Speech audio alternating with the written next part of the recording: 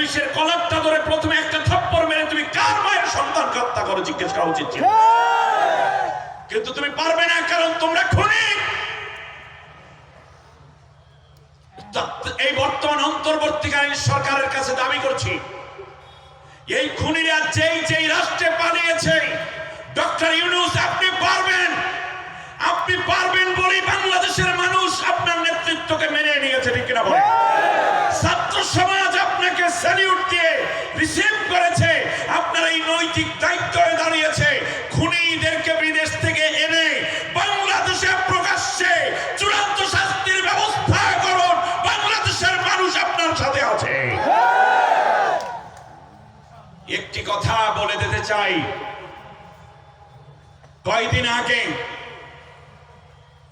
এই খুনিদের এক দশক পররাষ্ট্রমন্ত্রী শেষে হয়েছে, এর আগে ছিল তথ্য মন্ত্রী, নাম নেব না আমি, এরা সবাই খুনের দোষর। লন্ডন থেকে একটি চ্যানেলে সাক্ষাৎকার দিতে গিয়ে সে বলেছে বিএনপির সাথে ঐক্যবদ্ধ আন্দোলন করে ওনারা গণতন্ত্র উদ্ধার করবে। বিএনপির মহাসচিব মহোদয়, তার সাথে অনেক কথায় তিনি নাকি মিল হয়েছেন, কোন দল নিষিদ্ধের পক্ষে তিনি না, উনিও না। এমনি করে করে আমি বিগত 18 বছর কষ্ট সয়েছে বিএনপির লোকেরা, বহু নেতা নেত্রীকে হত্যা করা হয়েছে, জেল দেয়া হয়েছে, তাদের দলীয় নেত্রীর উপর এমন কোন অত্যাচার নেই যা করা হয় নাই মানসিকভাবে, ঠিক না বলেন? সুতরাং আমি স্পষ্ট করে সহজ ভাষায় বলে দিতে চাই, যদি বাংলাদেশের মানুষ ঘুণাক্ষরেও টের পায় এই খনি গোষ্ঠীর সাথে বিএনপির কোন নেতা কিংবা নীতি নির্ধারণীর কোন নেতৃবৃন্দের ন্যূনতম দূরতম বন্ধুত্ব আছে, কানেকশন আছে, লিঙ্ক আছে, তাহলে বাংলাদেশের বিএনপি কেও আওয়ামী লীগের চেয়েও কারণ পরিণতি অবলম্বন করতে হবে।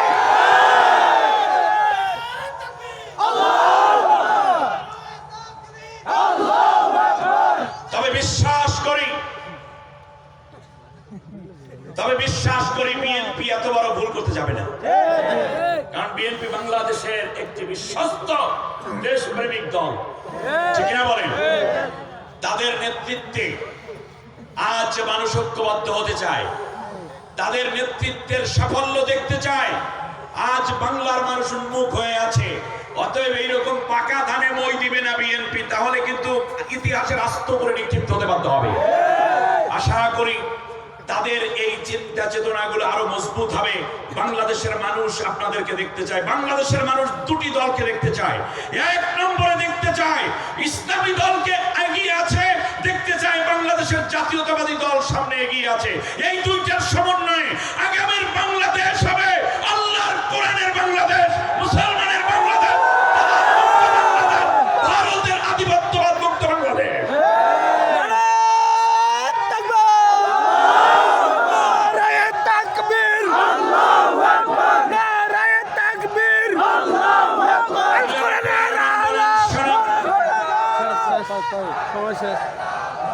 তাদের আর কোন দোষ ছিল না, তাদের দোষ বলতে একটাই ছিল, তারা আল্লাহ রাব্বুল আলামিনের উপরে ঈমান এনেছে, আর কোন দোষ তাদের নাই।